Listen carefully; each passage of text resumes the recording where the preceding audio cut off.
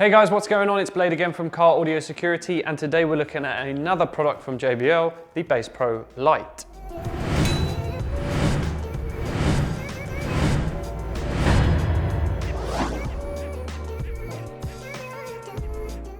So the BassPro Lite is the smallest subwoofer that JBL offer. So the BassPro range is their underseat subwoofer range, and the Lite is the smallest option. When I say small, it is tiny. So what we're going to do, as usual, show you the contents of the box, go through in depth the specs and features, and then we'll finish the video there.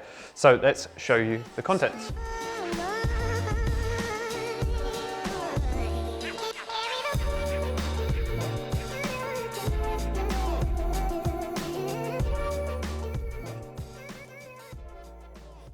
Okay, so we have the contents of the box in front of us here. So let's start off with the little bits and bobs. So first of all, you have a pack of screws. And this is to mount the subwoofer down if you do need to screw it to a board or something. You have those there. You have a mini fuse. So this is a 15 amp fuse. So that does come with a fuse internally. So if that does blow, you have a spare. You have two cable inputs. Like a lot of the BassPro products, you will need a wiring kit for it, but it does have kind of a tail to it, so you can attach cables to it. Now, the reason why there is two, I'll go into depth in a moment, but yeah, we'll get to that. Next, you have your instruction manual. Very important to read through this. It's going to give you all the text and specs, and obviously if you do get stuck with something in terms of the wiring, it's going to tell you in this booklet. And then you have the subwoofer itself.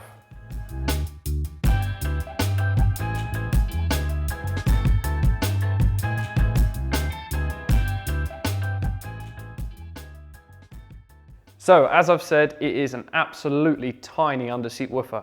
I mean, there's my hand for reference, and I do not have big hands in any way. So it is probably one of the smallest underseat woofers I've seen.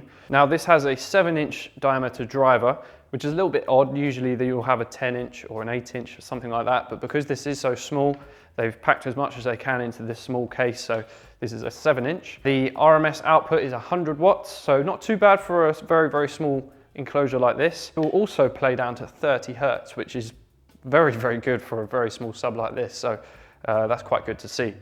Now, we'll pop the dimensions of this on the screen, because I can't remember them off the top of my head, but I'll probably say it's about 2 inches high. Maybe about 6 to 8 inches in length. So it is very, very small. Now, all of your connections and adjustments are on the back here. So as I've said, you've got two cable inputs. Now this is because these are actually chainable, if you know what I mean. So if you were to buy two of these, you could have one under one driver's seat and one under the passenger seat, and you can chain them together. So rather than running two separate power cables and stuff, you can actually daisy chain them. So that's why you have an input and an output on here. Now, over here you have the fuse, which I mentioned earlier. This is a little 15 amp fuse to just protect the internals of this. You have your adjustments over here. So here you have a phase switch. You can either have it at 0 or 180 degrees. Here you have an auto turn on feature. So because this will take a speaker signal in as well as an RCA, if you're using a speaker signal, if you click that down, that will allow this to turn on when it senses an audio signal coming in. You have your main adjustments here, so you have your low pass filter, your gain and your bass boost, which is all controllable. And then you also have a power and a protect light. Obviously these are very handy. The power light, obviously, just to make sure you're getting power to it, but the protect light is going to show you if there is a problem in the system. If you see that lit up, there is a problem somewhere. Either your wiring is incorrect, the signal's bad, you're getting distortion, yada, yada, yada. Now lastly, over this side, you have your RCA inputs and outputs. So like the plugs inputs and outputs, you have RCA. So if you have an aftermarket stereo and you're running an RCA, from there you can run it onto the input. And then for the second one, if you do take a second one, you can take it out of there and into the input of the other one. So they're kind of infinitely chainable. You could have 2, 4, 6, 8 of these if you really wanted in your vehicle. And I would imagine that would be quite a lot if you had 8.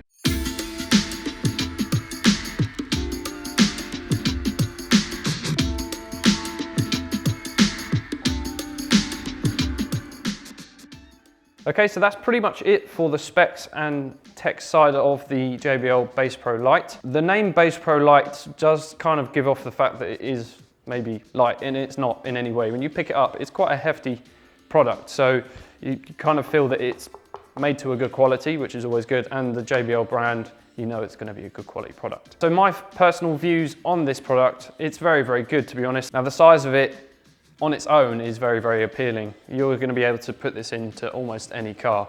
And the fact that you can daisy chain them, this is a new kind of concept for JBL with these underseat woofers. I think that's really good as well. The fact that it's so small obviously means you're not going to have so much output, but you can always buy a second one and daisy chain them together. So that is very, very good. Okay, so if you are interested in this product, link is going to be in the description below. This will be available on our website at carreadysecurity.com and available in store if you want to come and see me and speak to me about this product, no problem at all. So make sure you like, share and subscribe, and I will see you in the next video.